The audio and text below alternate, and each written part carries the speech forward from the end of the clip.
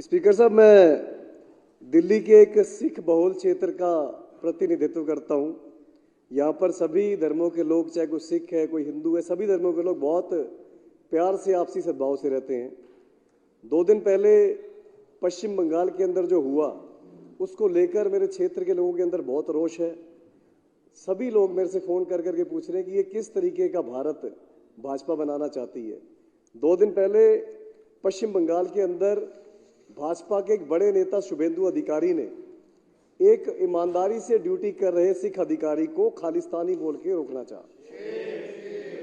देखिए किस तरीके का भारत भाजपा बना चुकी है, जो पूरी तरह से अलोकतांत्रिक है।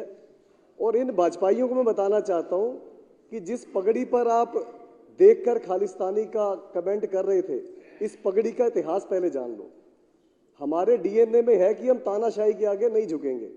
इसकी शुरुआत आज से 500 से ज्यादा साल पहले श्री गुरु नानक देव जी, जो हमारे पहले रहबर थे, उन्होंने बाबर के दरबार में, देखिए तब जमाना ये होता था कि जो बादशाह ने कह दिया, तब तो पूरी तानाशाही थी कि इसका सिर कलम कर दो तो कर दिया जाएगा, फिर कोई वकील दलील नहीं चलेगा। उस माहौल के अंदर भी गुरु नानक देव जी ने बाबर को जावर बोला था और उनकी तानाशाही के आगे नहीं झुके थे। ये सिलसिला उसके बाद शुरू हुआ और चलता रहा। चलते चलते मैं फिर एक आगे का इतिहास आप दोहराता हूं कि 7 साल उम्र थी बाबा फतेह सिंह जी, जो गुरु गोबिंद सिंह जी के सबसे छोटे साहिबजादे थे। उनको वजीर खान ने कहा कि हमारा दीन कबूल लो, तो 7 साल के साहिबजादा बाबा फतेह सिंह जी ने कहा कि हमें मरना कबूल है, हम तुम्हारे आगे झुकेंगे नहीं। इतिहास गवाह है, बाबा फतेह सिंह जी को और बाबा जोरावर सिंह जी को दीवारों में चिनवा दिया गया था, पर इनके आगे झुके नहीं थे। तो ये हमारे डीएनए में। स्पीकर साहब, बात करें उसके बाद आज़ादी की लड़ाई की, तो करतार सिंह सराबा उस समय विदेश में थे। 15 साल की उम्र में उन्होंने गदर लहर में शामिल हुए, सक्रिय सदस्य बने और 19 साल की उम्र में फांसी का फंदा चूम गए थे, पर तानाशाही के आगे झुके नहीं थे। ये किस पगड़ी के ऊपर बार बार इल्जाम लगा रहे हैं। स्पीकर साहब, शहीद आजम भगत सिंह जी का बताया कि पूरे आज़ादी के इतिहास में एक ही बार किसी को शहीद आजम कहा गया है, और वो भी पगड़ी वाले शहीद आजम भगत सिंह थे। स्पीकर साहब, बात करेंगे उधम सिंह जी की। 1919 में जलियांवाला बाग हत्याकांड हुआ, वहां हर धर्म के लोगों को मारा गया था, पर सिर्फ एक पगड़ी वाले के दिल में रोष पैदा हुआ और 1940 के अंदर जाके, लंदन के अंदर जाके उस माइकल एडवायर का कत्ल करके उसको उसके पापों की सजा देके उसका बदला लिया था। स्पीकर साहब, उसके बाद बात करूं 1962 के अंदर, जब भाजपा इल्जाम तो लगा रही है, 1962 के अंदर जब भारत चीन का युद्ध हुआ, भारत वो युद्ध हारा, तब नेहरू जी ने नेशनल डिफेंस सिस्टम को मजबूत करने की बात की थी। तो पंजाब के तब के मुख्यमंत्री ने कहा था कि पंजाब खून भी देगा और पंजाब सोना भी देगा। ये बात ऑन रिकॉर्ड बता रहा हूं, जहां मर्जी गूगल में चेक करना। सदन के माध्यम से बताना चाहता हूं कि पूरे देश से 5 किलो और 327 ग्राम सोना इकट्ठा हुआ, पर इन पंजाब ने, इन पगड़ी वालों ने 252 किलो सोना, 2 कुंटल और 52 किलो सोना सिर्फ पंजाब वालों दी दिया।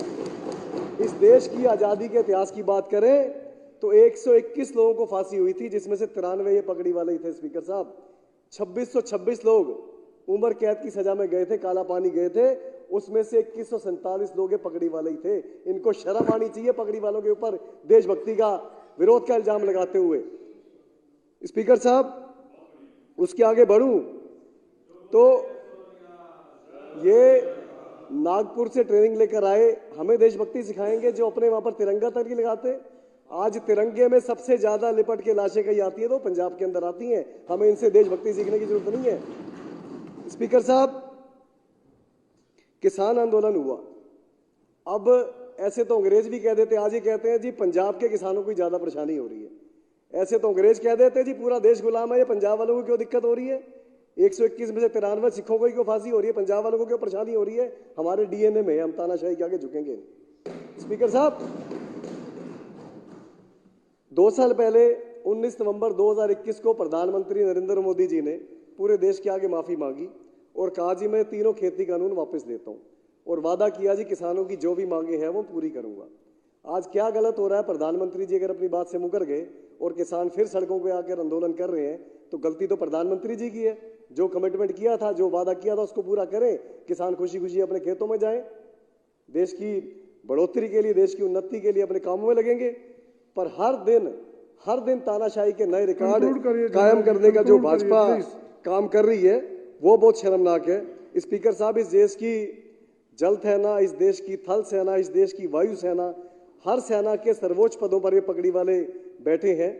अगर इस देश के सबसे बड़े, इस दुनिया के आत्मसमर्पण की बात करें तो बांग्लादेश का जब हिंदुस्तान पाकिस्तान का युद्ध हुआ था तो वो भी पगड़ी वाले जनरल JS अरोड़ा थे, जिन्होंने एक साथ 93,000 पाकिस्तानी सैनिकों का जनरल AA खान नियाजी के साथ आत्मसमर्पण कराया था, वो भी पगड़ी वाले थे। स्पीकर साहब, ये बार बार इस देश के अंदर धर्म के नाम पर लड़ाई करवाने की, बांटने की साजिशें करते हैं।